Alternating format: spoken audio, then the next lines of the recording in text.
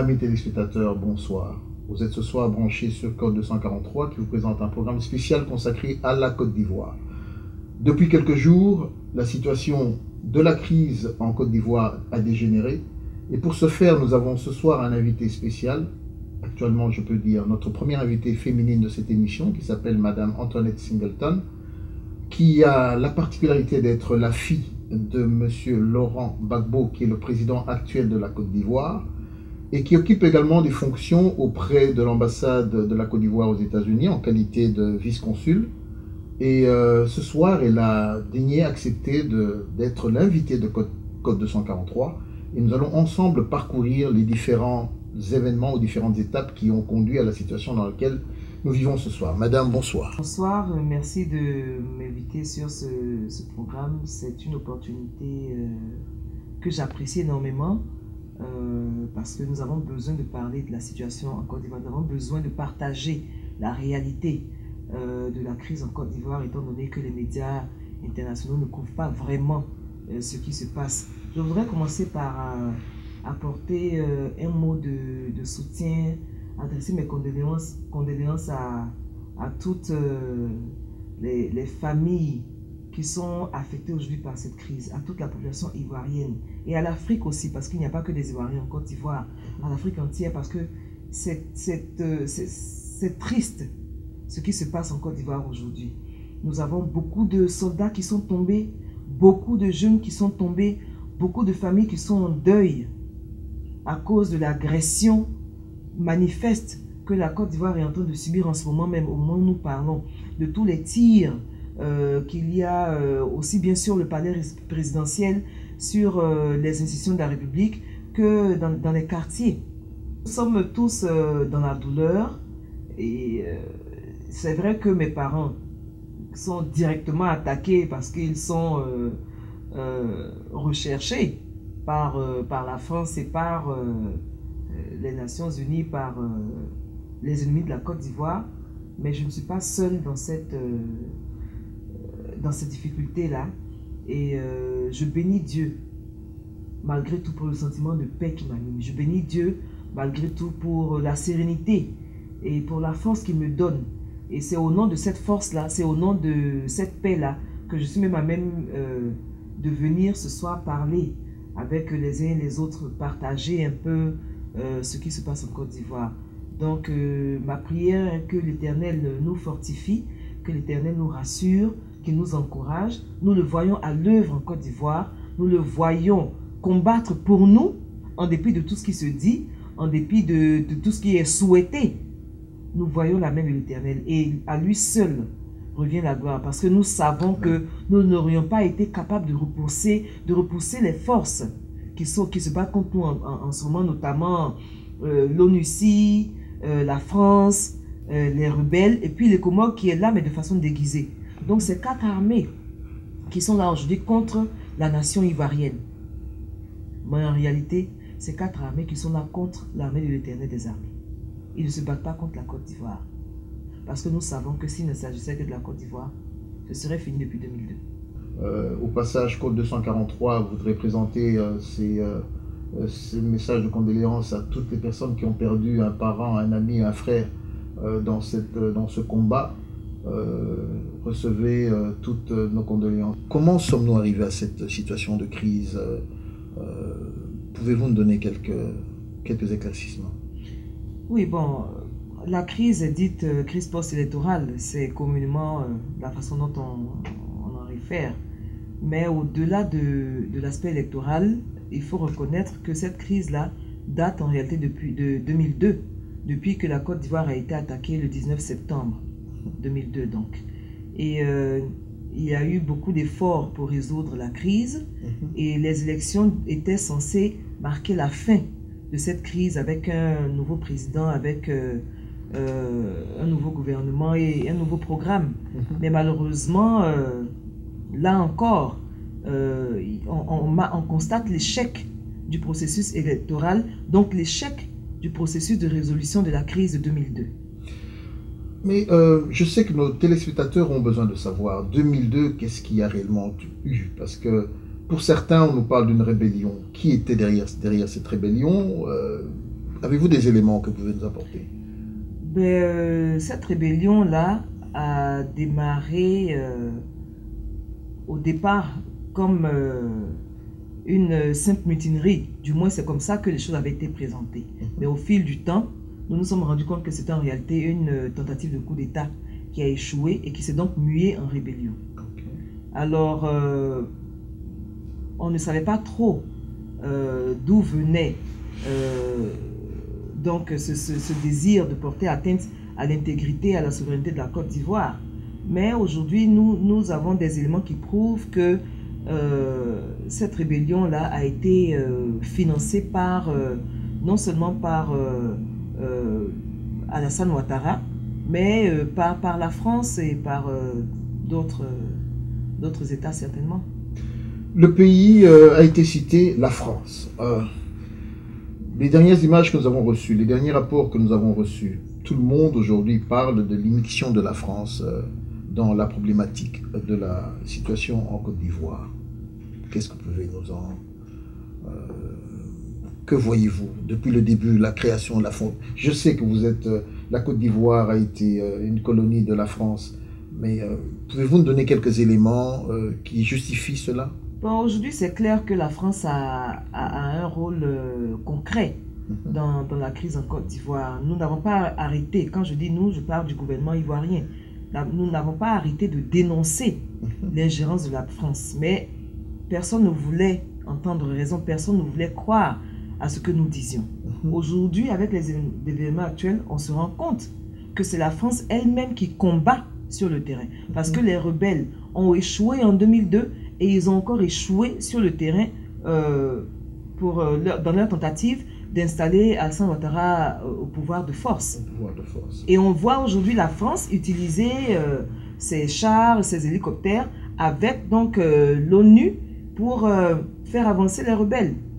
Mais encore une fois, je rends gloire à Dieu parce que jusque-là, ils n'ont pas réussi à atteindre leurs objectifs. Ils n'ont pas réussi à atteindre leurs objectifs. Mais remontons un peu. 2002, c'est vrai, nous avons parlé de cette rébellion.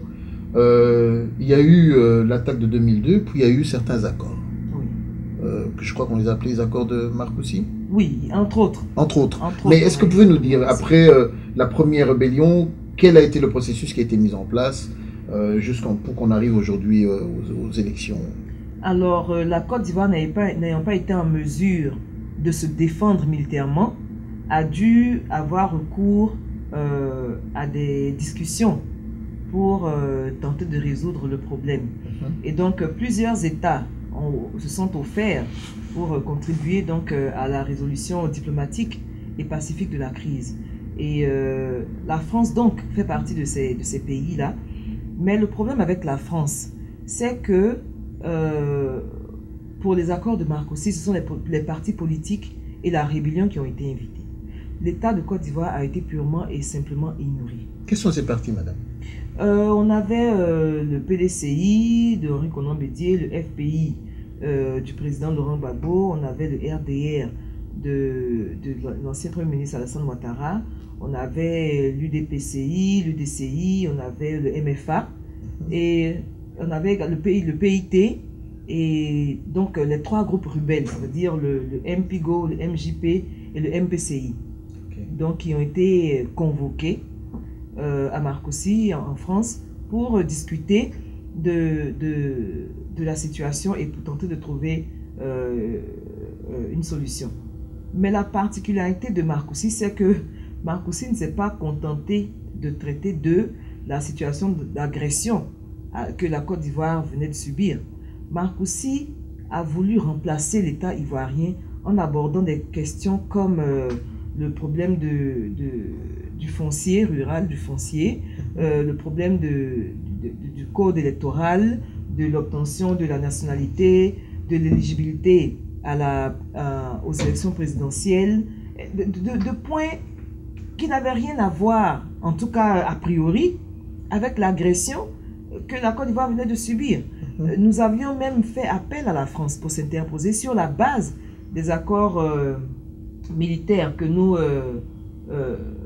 avions avec la France. Mais malheureusement, la France a répondu que cette question a été une question ivoiro-ivoirienne et que donc, elle ne pouvait pas intervenir. Et voilà que la France, donc, organise une réunion en France en invitant les partis politiques.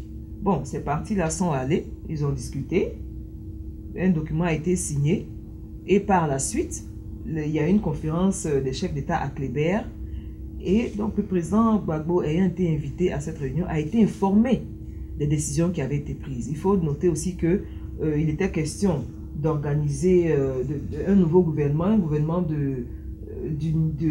d'union nationale, je crois, et avec un premier ministre au pouvoir élargi.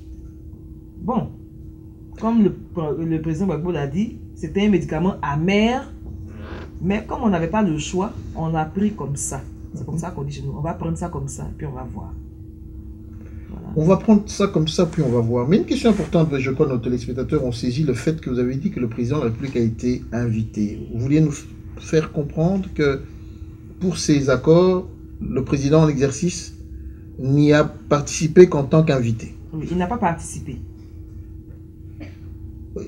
Et c'était sous l'égide qui en était maintenant le pouvoir organisateur? C'était la France. La France a organisé, mais la France a travaillé avec les partis politiques et la rébellion. Ensuite, le président a été invité à Kléber et il a été informé de ce que les partis avaient donc décidé. Dans les grandes lignes, qu'est-ce qui a été décidé après Marcoussis? Bon, il s'agissait maintenant pour la Côte d'Ivoire de mettre en application les décisions de Marcoussis, puisque ça avait été signé par ceux qui avaient donc participé. Et donc, c'est ce que le président a fait. Chers téléspectateurs, j'aimerais vous dire que les accords de Marcoussis sont disponibles sur le link qui va être affiché en bas de l'émission. Et nous vous prierons de pouvoir les parcourir pour mieux appréhender et comprendre cette situation qui prévaut en Côte d'Ivoire. Mais madame, il y a une question qui fuse à l'esprit. Ceux qui suivent la situation en Côte d'Ivoire se disent qu'en 2000, il y a eu un problème d'ivoirité. Un problème d'ivoirité, et nous aimerions comprendre comment ce problème qui concernait certains groupes de personnes, et notamment celui qui est aujourd'hui l'ancien Premier ministre, M. Alassane Ouattara, qui avait été à l'époque, qui avait été refusé de participer aux élections. Bizarrement, on le retrouve aujourd'hui ayant acquis la nationalité. Qu'est-ce qu'il y a eu? Pouvez-vous nous donner des éclaircissements là-dessus, s'il vous plaît? Oui, mais je veux rectifier quelque chose. Merci. Il n'a pas obtenu la nationalité. Il y a eu une décision qui a été prise par le président de la République, Laurent Gbagbo, pour permettre à certaines personnes d'être candidats aux élections présidentielles en faisant fi de la Constitution. Donc, M. Alassane Ouattara n'a pas la nationalité ivoirienne. Oh là là. Voilà. Chers téléspectateurs, vous voyez mon étonnement, c'est que je comprends, tout comme vous, maintenant, révélation de Madame Marie-Antoinette, que si aujourd'hui M. Ouattara a pu se présenter aux élections en Côte d'Ivoire, c'est suite à la signature d'un document, d'une décision du président d'exercice, M. Laurent Gbagbo. Y a-t-il une date Oui, je crois que c'était en mai 2005. C'est en mai 2005 que cette décision a été signée. Et donc, M. Ouattara n'est pas le seul à avoir bénéficié de cette décision-là. Par exemple, le président Henri Konan Bédié, qui avait passé l'âge pour être candidat, en a bénéficié. Adama Daïko, le candidat Adama Daïko, c'est ça qu'on appelle, a également bénéficié de cette décision-là, parce que, étant ivoirien, nouvellement ivoirien en quelque sorte, normalement ne pouvait pas se présenter. Ses enfants nés en Côte d'Ivoire auraient pu se présenter, puisque la Constitution dit qu'il faut être ivoirien de père et de mère. Lui, il a acquis la nationalité, mais il n'était pas ivoirien de père et de mère. Donc, il a bénéficié de cette décision-là. Voilà un peu. Voilà. Pour ceux qui n'avaient pas compris la situation concernant l'ivoirité, j'espère que vous allez rapidement consulter vos archives et retenir la date, je crois, du 5 mai 2005, date relative à la signature du d'une décision prise par le président de l'exercice, M. Laurent Gbagbo, accordant à certains la nationalité ivoirienne. Amis téléspectateurs, il est important que nous puissions revenir sur cette question concernant l'ivoirité, car d'après certains, la Côte d'Ivoire serait divisée aujourd'hui entre le nord et le sud. Pouvez-vous nous apporter quelques éléments encore, madame, sur cette question? Oui, la question d'ivoirité date de 1995 et après 1995. C'est un concept que le président Bédié, le président à cette époque-là, a créé en quelque sorte, selon lui, pour des raisons culturelles. Et donc, malheureusement, ça a été interprété comme, d'un point de vue xénophobe, en quelque sorte. Et les Ivoiriens ont été accusés d'être des xénophobes et de vouloir rejeter certaines personnes, notamment les personnes venant du Nord. Je voudrais signaler au passage que la Côte d'Ivoire est, en tout cas dans la sous-région, dans l'Afrique et même quasiment dans le monde, le seul pays à avoir 40% d'étrangers en Côte d'Ivoire. Donc on nous reconnaît ça au moins. On est un pays hospitalier, on est un pays accueillant, qu'on nous reconnaisse ça. Alors pour en revenir au concept du président Bédié, c'est lui qui l'a créé, il a ses raisons, ça a été interprété comme on le sait aujourd'hui, et la Côte d'Ivoire en fait les frais jusque-là. Mais je voudrais aussi préciser qu'en Côte d'Ivoire, nous ne sommes pas xénophobes. En Côte d'Ivoire, nous ne rejetons personne. Nous ne rejetons pas les gens du Nord, sous prétexte qu'ils sont du Nord ou sous prétexte qu'ils sont musulmans. Parce qu'il faut préciser qu'à Korogo, au Nord, les Sénoufos sont en général catholiques. Les Sénoufos ne sont pas musulmans. Donc on ne peut pas dire qu'on rejette les gens du Nord et les musulmans. Parce que ce n'est pas vrai. Deuxièmement, je voudrais préciser que le second en ligne pour être président, selon la Constitution, est le président de l'Assemblée nationale. Mais le président de l'Assemblée nationale actuelle s'appelle Mamadou Koulibaly, qui est du Nord. Et qui est du FPI, donc parti du président Laurent Gbagbo. Si on avait un problème avec les gens du Nord, avec tous les députés qu'on a à l'Assemblée nationale, je ne crois pas que M. Mamadou Koulibaly allait être celui mis en place pour remplacer le président en cas de fatalité. Donc ça n'a pas de sens. On nous fait un faux procès là. Un faux procès. Mais madame, revenons alors. Marcoussis, on a signé des accords, il faut qu'on aille aux élections. Première question, est-ce que les conditions étaient-elles réunies? Non, les conditions n'étaient pas réunies et justement, tout cela rentre dans le cadre de l'application de ces accords qui n'étaient pas bons pour commencer. Ils n'étaient pas bons parce que Marcoussis a voulu traiter de choses qui n'avaient rien à voir avec l'agression de la Côte d'Ivoire. Parce que quand Marcoussis parle par exemple de problèmes d'obtention de la nationalité ou de gens qui vivent en Côte d'Ivoire depuis longtemps et qui n'avaient pas la nationalité, bon, d'abord ce n'est pas à la France de gérer ce problème. Les Ivoiriens auraient dû s'asseoir et puis régler ce problème-là sans prendre les armes. Mais qu'à cela ne tienne, ça a été fait à Marcoussis. Donc, pour en revenir à mon point, ils ont voulu mettre trop de choses dans la résolution de cette crise. Donc, on devait organiser les élections, donc refaire les listes électorales, mais en même temps, on devait recenser les Ivoiriens pour leur donner des cartes d'identité. Alors qu'en Côte d'Ivoire, il y a beaucoup de gens qui y vivent, mais qui n'avaient pas de pièce d'identité. Ça, c'est un fait. Et c'est un fait qui remonte à depuis les années 90. Donc, ce n'est pas quelque chose qu'on aurait pu régler en quelques mois, ou en 1 an, ou en 2 ans. Bref, il y avait trop de choses dans ce panier-là. Donc, les délais ne pouvaient pas être respectés. Ça a été le premier problème parce qu'on accuse le président Gbagbo d'avoir passé son temps à reporter les élections pour pouvoir se maintenir au pouvoir. Je voudrais dire aux uns et aux autres que le président Gbagbo n'est pas celui qui devait fixer la date des élections. Cela revenait à la CEI, la Commission électorale indépendante.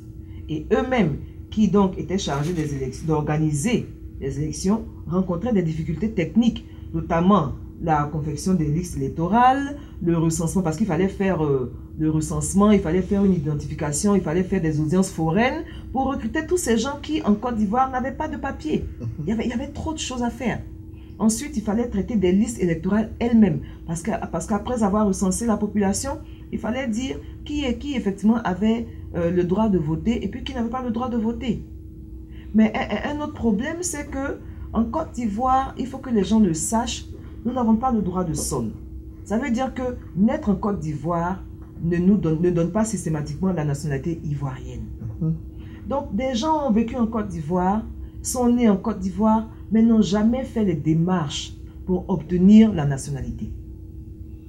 Bon, ils avaient leur raison. Ça peut être par ignorance, mais ça peut être aussi parce que les gens sont attachés à leur patrie. Ils sont venus en Côte d'Ivoire pour avoir de meilleures conditions de vie. Ça ne veut pas forcément dire qu'ils voulaient devenir ivoiriens. Sinon, en Côte d'Ivoire, on n'empêche personne de devenir ivoirien. Il y a une procédure qui existe. On dépose les dossiers sont étudiés, et puis, si c'est validé, le président signe les décrets de naturalisation. Donc, il y a tellement de choses qui rentraient en jeu dans cette tentative de résoudre la crise-là, que ça a pris du temps. Mais l'élément essentiel, l'élément le plus essentiel, c'était le désarmement. À ce jour, ça n'a pas été fait. Désarmement, donc, chers téléspectateurs, nous parlons ici de l'ancienne ou de la rébellion existante dans le Nord. Tout à fait. Donc, il n'y a pas eu ce désarmement. Mais je voulais revenir, madame, au niveau de l'organisation, et c'est pour vous donner l'occasion de mieux nous expliquer les différentes composantes qui devaient faire partie de ces élections et quels sont les rôles qui étaient dévolus aux uns et aux autres. Pouvez-vous nous donner quelques éléments? Alors, au niveau de Marcoussis, il était donc question d'organiser des élections, et donc il y a eu une feuille de route qui a été tracée pour que les différentes parties donc arrivent rapidement aux élections. Et donc il était question pour l'Assemblée nationale de faire passer un certain nombre de lois qui modifiaient, comme je l'ai dit tantôt, le code électoral, les problèmes de foncier, enfin il y avait beaucoup de choses qui étaient listées. Donc, oui. Voilà. Et donc par la suite, pendant les accords de Pretoria, il a été décidé de modifier la composition de la commission électorale indépendante. Donc, madame, il est important que nos téléspectateurs comprennent. Pretoria est venu après Marcoussis. Oui. Voilà. Pretoria est venu après Marcoussis. Et donc, à Pretoria, il a été décidé, comme je disais tantôt, de modifier la composition de la commission électorale indépendante pour permettre aux rebelles de faire partie du bureau central de la CEI. Il a été aussi question d'inviter l'ONU à participer à l'organisation des élections. Voilà. Donc c'est comme ça que l'ONU, par la suite, le président Mbeki a fait des démarches auprès de l'ONU, suite donc aux décisions de Pretoria, pour inviter l'ONU à être partie prenante dans les élections en Côte d'Ivoire. Et donc là, on avait comme acteur pour les élections, on avait la commission électorale indépendante, on avait l'ONU, par le biais de l'ONUCI, et donc on avait aussi des observateurs, oui. Entre autres l'Union africaine, l'Union européenne, et puis beaucoup d'organisations africaines, oui, voilà, qui étaient présentes en tant qu'observateurs, qui avaient été accrédités donc par la commission électorale indépendante chargée de toutes les questions administratives et techniques concernant les élections. À ce sujet, madame, lorsque les élections ont été programmées, pouvions-nous dire aujourd'hui que les conditions étaient-elles réunies? Non, les conditions n'étaient pas réunies. Elles n'étaient pas réunies parce que la question clé n'avait pas été adressée. La question clé, c'était le désarmement. Les rebelles n'ont pas désarmé, l'ONU n'a pas été capable de les faire désarmer.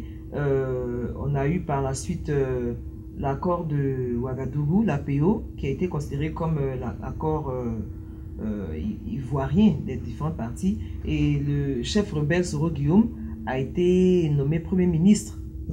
Et ça faisait partie de ses fonctions d'amener les rebelles à désarmer. Ça n'a pas été fait. Donc, au moment des élections, ces rebelles-là étaient toujours armés. Mais pourquoi, Monsieur Laurent Gbagbo a-t-il quand même accepté dans ces conditions-là aux élections? Il a accepté parce que ça faisait déjà, 9 ans? Non, 8 ans, 7 ans, 8 ans que ça traînait. De 2002 à 2010, bon, on ne s'en sortait pas. C'était pas de sa faute, mais c'était un constat, ça n'avançait pas. Et il y avait beaucoup de pression. Il y avait beaucoup de pression parce que, il faut le dire, les mains qui étaient derrière la rébellion n'avaient qu'un but. Ils ont essayé en 2002 de le déloger, ça n'a pas marché, mais il fallait trouver un stratagème pour s'en débarrasser. Et le plan, de façon simple, c'était de passer par les élections pour le faire partir, en trichant bien sûr, parce que c'est ce qui s'est passé. Parce que dès l'instant qu'on a des gens armés, que le pays est divisé, parce que le pays n'a pas vraiment été réunifié, c'est vrai qu'il y a eu le cessez-le-feu, il y a eu la cérémonie à Boaké pour officiellement permettre la circulation des uns et des autres, mais sur le terrain, les rebelles étaient toujours présents. À ce sujet, avant que... Juste une petite parenthèse. Ces rebelles sont... Est-ce ce qu'on appelle aujourd'hui les forces... Républicaines. Républicaines. Oui. Forces républicaines. Ces rebelles ne sont jamais allés nulle part. Ils ne sont jamais allés nulle part. Et pendant les élections, pendant les votes, ils ont commis toutes sortes d'actions sur la population. Le LMP n'a pas arrêté de le dénoncer. Les observateurs qui étaient présents, les observateurs africains, n'ont pas arrêté de le dénoncer, mais ces voix-là ont été ignorées. Mais moi, je pose la question à nos frères africains, à tous nos auditeurs. Le dimanche 28 novembre, pendant que les votes se déroulaient, est-ce que vous pensez que ces rebelles-là étaient à l'église en train de prier avec leurs armes? Aujourd'hui, on les voit à l'œuvre, on les voit sur le terrain. Mais ces mêmes gens-là ont agressé la population pendant les élections. On ne peut pas nous faire croire que ce jour-là, ils étaient en train de prier gentiment que Alassane gagne les élections. Ce qu'ils font aujourd'hui, ce qu'ils ont fait en 2002, ils l'ont fait le 28 novembre. Donc, qu'on le reconnaisse, ils nous l'ont prouvé aujourd'hui. Ils l'ont prouvé. Et pour ce faire, madame, j'aimerais que vous puissiez nous aider, et surtout nos milliers de téléspectateurs qui nous suivent, à comprendre. Il y a eu ce débat, je me souviens, ce débat que tout le monde a qualifié de très de démocratique, ayant eu une très grande grandeur, ayant montré la maturité du peuple de la Côte d'Ivoire. Et puis, il y a eu le clash. Mais entre le premier tour et le deuxième tour, y a-t-il des éléments que vous pouvez nous rappeler? Est-ce que le premier tour a été exempt de problèmes? Qu'est-ce que vous pouvez relever à ce sujet-là? Bon, le premier tour n'a pas été exempt de problèmes, mais les candidats ne sont pas allés jusqu'à l'étape de déposer des complaintes auprès du Conseil constitutionnel. Je sais qu'il y a eu beaucoup de bruit. Le président Bédié, par exemple, disait qu'il y avait une tricherie et qu'il n'était pas d'accord avec les résultats. Mais il n'a pas déposé de dossier pour porter plainte, pour attirer l'attention du Conseil constitutionnel. J'ai entendu dire aussi qu'au niveau même du camp LMP, il y a eu des plaintes, mais qui ne sont pas allées jusqu'à l'étape de déposer, de saisir le Conseil constitutionnel. Certaines mauvaises langues disent que, comme M. Gbagbo était en tête au premier tour, cela ne se justifiait pas. Mais il y a des éléments importants que j'aimerais que vous puissiez ici porter à la connaissance de notre public. Au deuxième tour, après le deuxième tour, il y a eu des dépôts de réclamations qui ont été faites. Pouvez-vous nous en parler? Et surtout, ça c'est également un autre sujet sur lequel j'aimerais qu'on puisse revenir, c'est le rôle qui est attribué à la commission électorale indépendante pourquoi nous avons vu ce que nous avons vu, tout ce qui s'est passé après le 28, hein, des différentes immixtions, déclarations de M. Sarkozy à partir de la France, joignant le responsable de la commission électorale de publier les résultats en déant les délais, tout ça. Donc, mais je voudrais un peu revenir pour que vous puissiez un peu nous dire qu'est-ce qu'il y a eu à relever comme fait, réclamation, qu'est-ce qu'il y a eu dans le nord, qu'est-ce qu'il y a eu dans le sud, à l'ouest, Bon, il y a eu beaucoup de violence. Voilà. Il y a eu beaucoup de violence au nord, dans le centre. Il y a eu beaucoup de triches, il y a eu beaucoup de bourrage d'urnes. Il y a eu manipulation des procès-verbaux. Par exemple, on a toute une liste de procès-verbaux où le candidat Laurent Gbagbo a eu 0 voix, alors qu'il avait au minimum 2 représentants dans les bureaux de vote. Je ne crois pas que ces gens avaient décidé de ne pas voter pour lui, alors qu'au premier tour, il avait eu des voix. Donc, ça n'a pas de sens. Il y a eu mort d'homme, il y a eu donc bourrage d'urnes, il y a eu beaucoup de violence. Et donc, le camp LMP, la majorité présidentielle, a donc rédigé un document et l'a porté au Conseil constitutionnel qui est juge des élections et qui a le dernier mot pour ce qui concerne les élections. Le candidat Ouattara ne l'a pas fait. C'était son choix, c'était sa décision.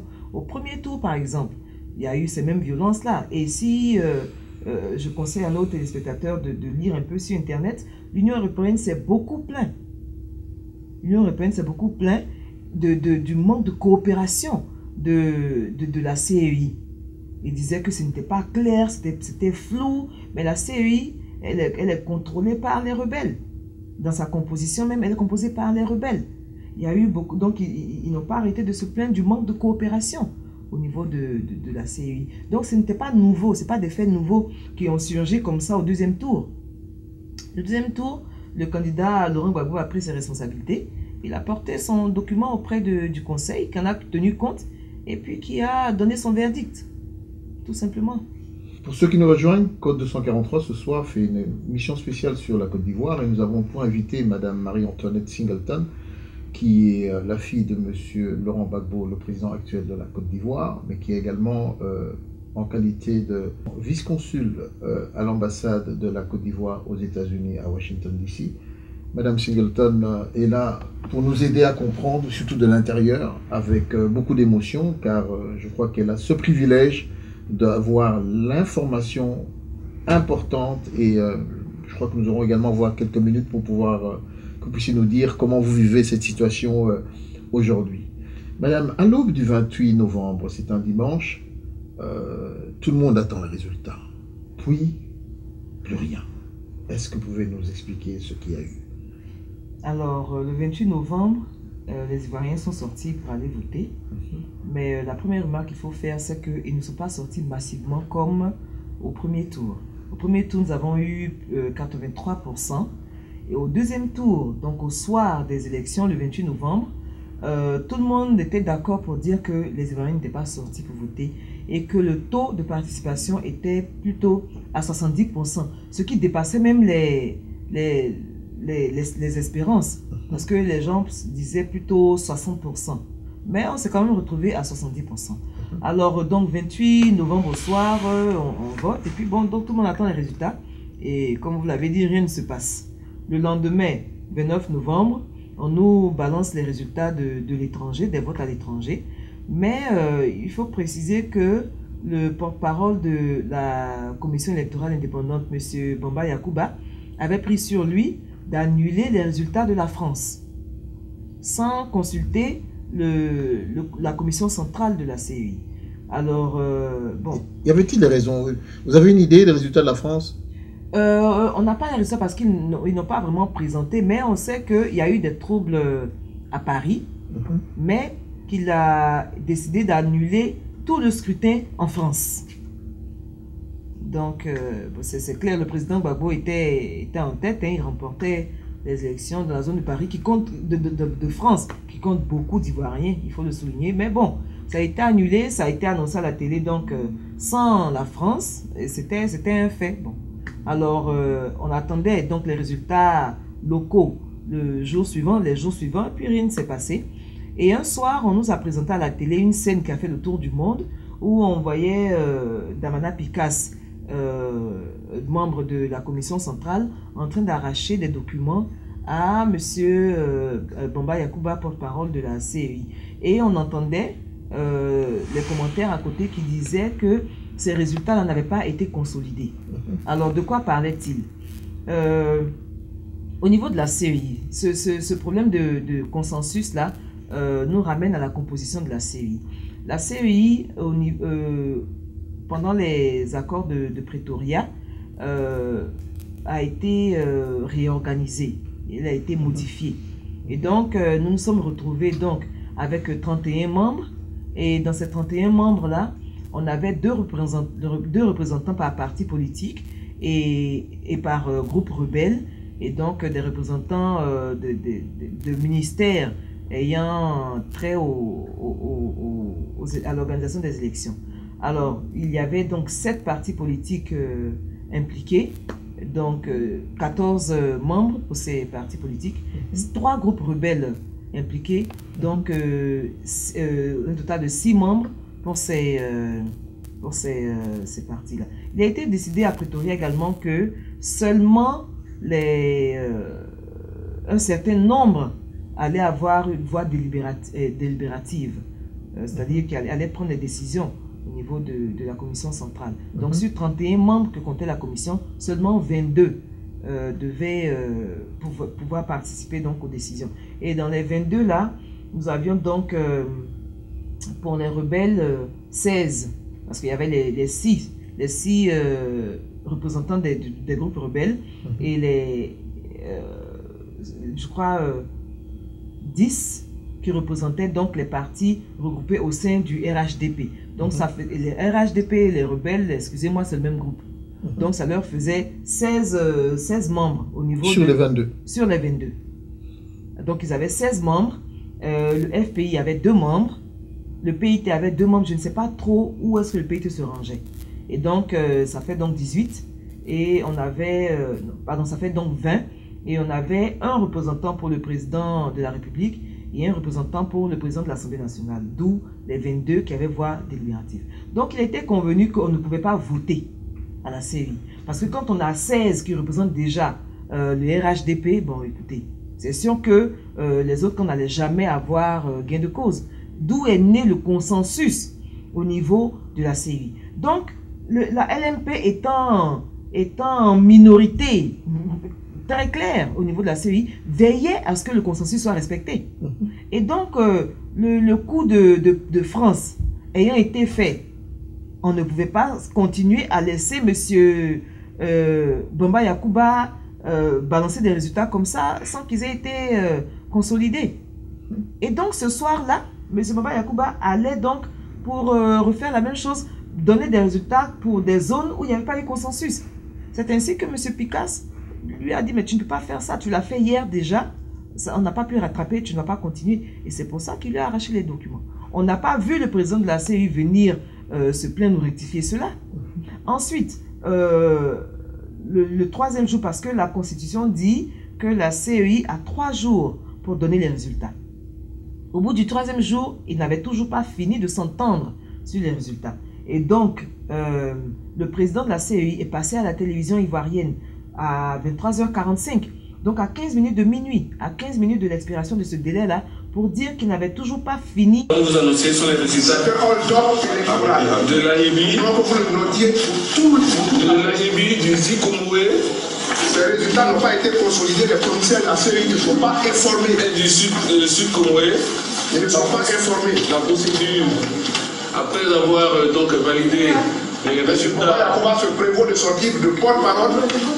Pourquoi vous me laissez parler au moins? Je me prévois de sortir de porte-parole pour donner des informations que la commission centrale n'a pas validées. Les résultats. Nous avons une procédure et un mode opératoire à la commission centrale qui n'a pas été respecté. C'est la même chose qui a été faite hier. C'est la même chose qui a été faite hier. Hier, on vous a donné des résultats de la diaspora qui n'ont pas été consolidés par la commission. Et M. Bamba Yakuba est venu s'excuser par la suite en commission centrale. Il n'a pas le droit de continuer cette forfaiture. On peut avoir les noms, s'il vous plaît. Je suis Topa Béni, membre de la commission centrale de la CEI. Et monsieur? Oui, je suis Damana Diabikas, membre de la commission centrale de la CEI. Maintenant, vous faites ce que vous voulez, les équivalents du Bénin. Merci. Moi, je suis Bamba Yakuba, le porte-parole de la commission électorale indépendante. Nous sommes venus depuis ce matin pour consolider les résultats. Laissez ça là.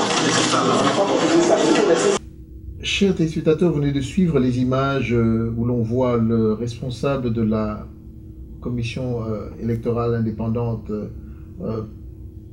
déclarer ce qu'il a voulu déclarer à l'hôtel du Golfe. Mais madame, j'ai une question. Est-ce l'endroit indiqué pour faire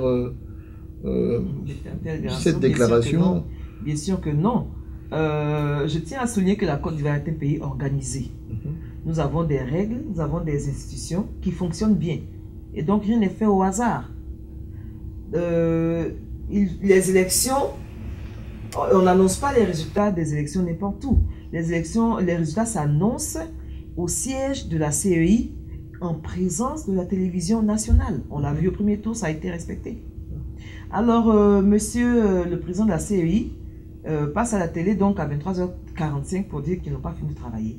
Et donc, évidemment, le lendemain, là, ça fait le 4e jour, la CEI est fort close.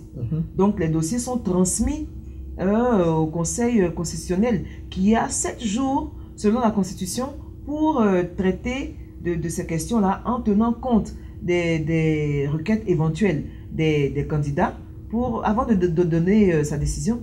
Et voilà qu'on nous passe une scène où le président de la CEI est à l'hôtel du Golfe en train d'annoncer des résultats.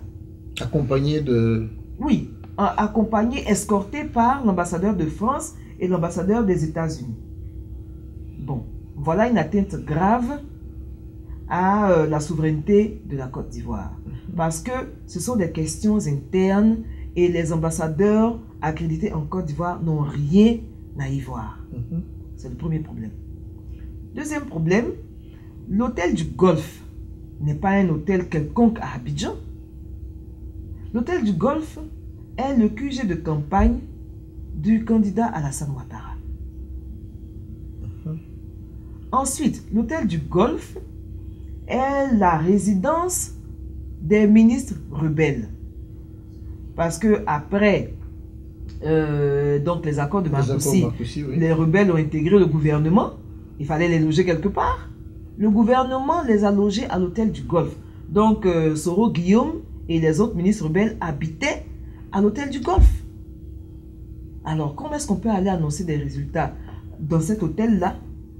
Donc en présence des chaînes étrangères, en présence d'ambassadeurs accrédités en Côte d'Ivoire, et puis seul, parce que c'est le président de la commission qui y était. Ce n'était pas le bureau de la CEI, ce n'était pas la commission centrale, parce que les résultats doivent être aussi annoncés en présence de tous les commissaires de la CEI. Ce n'était pas le cas.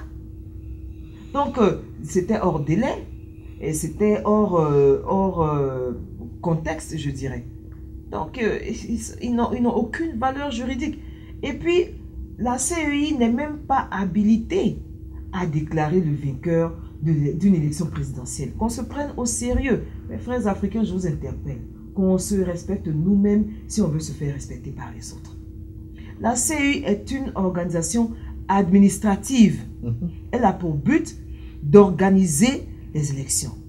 Elle n'a aucune décision à prendre. Elle n'a aucun résultat à annoncer. Elle n'annonce pas les candidats. Elle vient, après le dépouillement et après tous les recoupements, dire que voilà les voix des uns et des autres.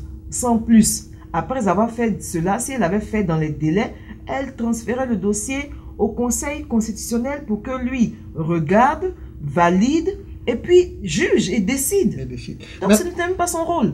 À ce propos, madame, si la CEI n'a pas les prérogatives pour déclarer, l'ONUCI alors?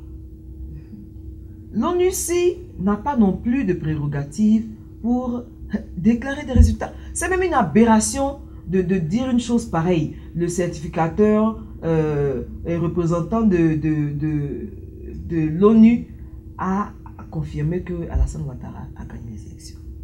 Comment est-ce qu'on peut permettre à un individu d'être au-dessus de la constitution ivoirienne qui donne autorité au Conseil constitutionnel pour juger des élections? C'est grave. C'est grave. Donc, M.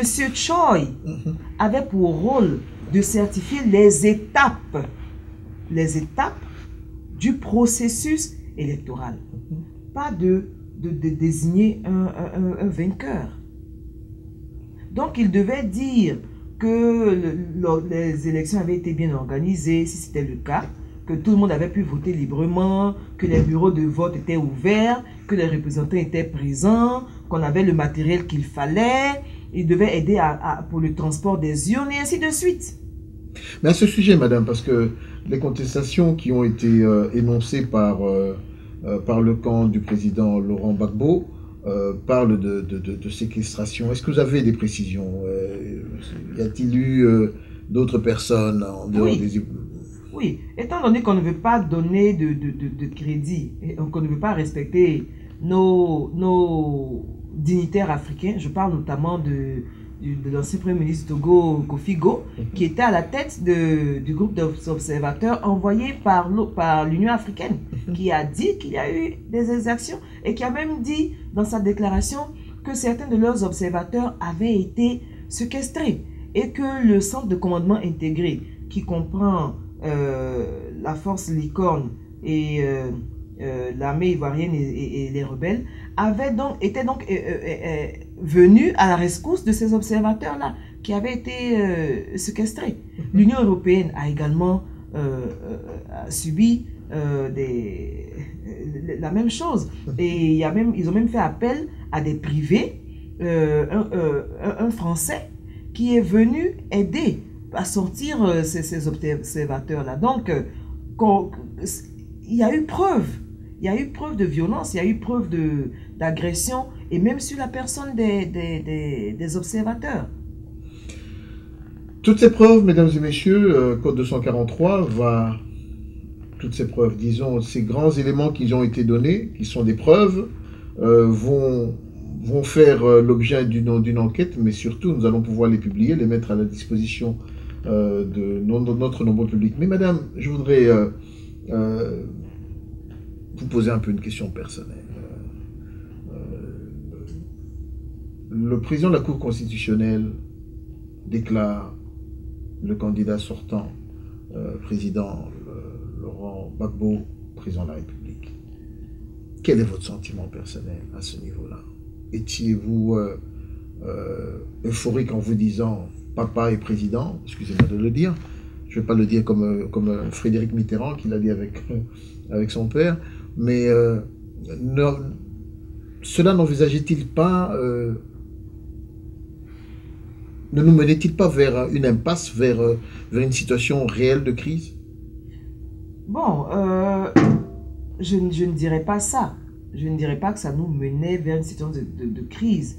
En tout cas, ce n'était pas l'objectif du Conseil. Le Conseil comprend des juristes reconnus en Côte d'Ivoire et en Afrique pour leur expérience, pour leur capacité. Donc, ils ont fait leur travail selon leurs compétences. Et donc, au vu des dossiers qui leur ont été soumis, ils ont pris leur décision. Mais le problème, c'est que c'est pas ce que certains espéraient, c'est pas ce que certains avaient prévu. Et donc, on voit déjà tout le montage qui avait été fait auparavant pour donner la victoire au candidat Alassane Ouattara. Parce que déjà, avant le 3e jour, France 24 avait annoncé sur son site et d'autres sites, Euronews et tout ça, avaient déjà annoncé que Ouattara était vainqueur. Comment est-ce que Ouattara peut être annoncé vainqueur par ces chaînes étrangères alors que la CEI n'a pas fini de travailler? Donc nous voyons déjà que c'est quelque chose qui avait été déjà préparé. La France avait déjà préparé, la France avait déjà son candidat et donc a mis en jeu tout ce qu'il fallait pour donner la victoire à Ouattara. Mais le Conseil constitutionnel a fait son travail. Il a fait son travail et aujourd'hui, on ose mettre dans la balance la décision du Conseil constitutionnel contre la décision du président de la Commission électorale indépendante. C'est une injure à la souveraineté de la Côte d'Ivoire. Donc, d'un point de vue personnel, si mon père est élu président de la République, évidemment, je suis contente. Donc, je dis, il n'y a pas... Chers téléspectateurs, les 5 dernières minutes de cette première partie de cette émission avec Madame Marie-Antoinette Singleton, fille de Monsieur le Président Laurent Gbagbo de la Côte d'Ivoire. Les 5 dernières minutes, Madame, nous avons passé avec vous un peu en revue la situation, la mise sur pied de ce processus électoral et les résultats, les implications, les rôles de chacun. Pour les 5 dernières minutes, qu'est-ce que vous pourriez nous dire? Parce qu'il y a eu des tentatives d'apaisement. Monsieur Laurent Gbagbo a demandé à ce qu'il y ait un recomptage de voix.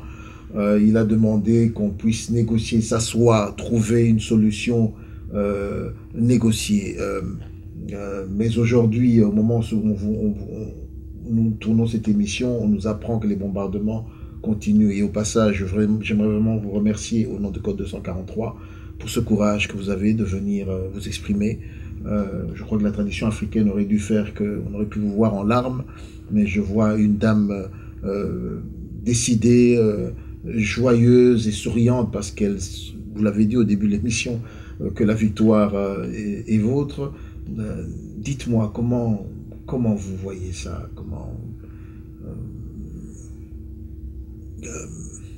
C'est vrai que le président Gbagbo n'a pas arrêté d'appeler à la négociation. Bien que le Conseil l'ait déclaré vainqueur, un de ses slogans les plus connus en Côte d'Ivoire, c'est « Asseyons-nous et discutons ». Même avec Houphouët-Boigny, c'est ce qu'il a fait. Il est parti en exil, il est revenu, il s'est assis, il a parlé avec Houphouët. Il n'a jamais été question de prendre des armes, il n'a jamais été question de violence, parce que c'est un débat d'idées, c'est un débat d'intellectuels. Donc, il n'a pas changé. Et même au plus fort de la crise, c'est ce qu'il a fait. Il est allé à Marcoussis, ce qui était une gifle. Mais il a écouté ce qu'on avait à lui dire, il est revenu, il a parlé à son peuple et il n'a pas arrêté de négocier. Il a modifié tout ce qu'il fallait modifier au niveau des lois de la Côte d'Ivoire pour accommoder la rébellion, pour accommoder les ennemis de la Côte d'Ivoire. Tout ça parce qu'il avait à cœur d'obtenir la paix, de garantir la paix. Il a fait sa part. Et le président Thabo Mbeki, qui était à cette époque médiateur de la crise, l'a reconnu et il l'a dit. Jusque-là, la rébellion n'a pas désarmé. On arrive donc à ces élections et il est déclaré vainqueur, mais encore une fois, on bafoue la souveraineté de la Côte d'Ivoire. On bafoue les institutions de la Côte d'Ivoire et maintenant on nous mène une guerre injuste. Une guerre dans laquelle la diplomatie prend une nouvelle dimension. On voit une diplomatie armée. Aujourd'hui, on fait la diplomatie avec des armes. Et on dit au président Gbagbo, il faut partir. Il faut partir sur quelle base? Il leur a dit, étant donné que nous ne sommes pas d'accord sur l'issue de ces élections, nous avons tous accès aux documents électoraux. Chaque candidat et chaque structure impliquée dans le processus a accès aux documents électoraux. Asseyons-nous, recomptons les voix. Pourquoi est-ce que jusqu'à présent, cela n'est pas fait? On a vu le cas de Haïti, on a vu le cas de Bush-Gore en 2000. Pourquoi est-ce qu'en Côte d'Ivoire, on ne veut pas le faire? Pourquoi on ne veut pas le faire? Je prends l'exemple des élections en Afghanistan en 2009. Le président, au premier tour, le conseil, la commission électorale, pardon, avait annulé des résultats. Avait annulé beaucoup de résultats dans plusieurs endroits. Ils ont fait pareil au cours des élections législatives. Mais le président Obama a félicité le président Karzai pour sa victoire, alors que la commission électorale avait annulé des voix. Pourquoi est-ce que ça n'a pas posé problème? Et il a même dit qu'il le félicitait parce que c'était une façon de lutter contre la corruption. S'il y a tricherie, il faut annuler. Et M. Ban Ki-moon est allé en Afghanistan pour saluer le choix des États-Unis parce que c'est le président Karzai que les États-Unis supportaient. Mais en Côte d'Ivoire, comme ce n'est pas le président Gbagbo qui est choisi, ça devient un problème. Pendant l'élection de Nicolas Sarkozy, il y a des voix qui ont été annulées. Il n'y en a pas eu beaucoup, comme dans d'autres endroits, mais il y a des voix qui ont été annulées parce que la procédure n'avait pas été respectée. C'était même pas pour fraude. C'est une question de procédure. Alors, si la procédure est si importante, pourquoi est-ce qu'on ne peut pas la respecter en Côte d'Ivoire? Nous ne demandons que ça. Nous voulons des États forts. Mais les États forts, ça commence par le respect des lois et le respect des institutions. Donc, nous ne demandons que ça. Chers téléspectateurs, nous sommes arrivés à la fin de cette première partie de Code 243 consacrée à la situation en Côte d'Ivoire. Nous vous demandons de rester branchés car la deuxième partie, c'est pour très bientôt. Merci.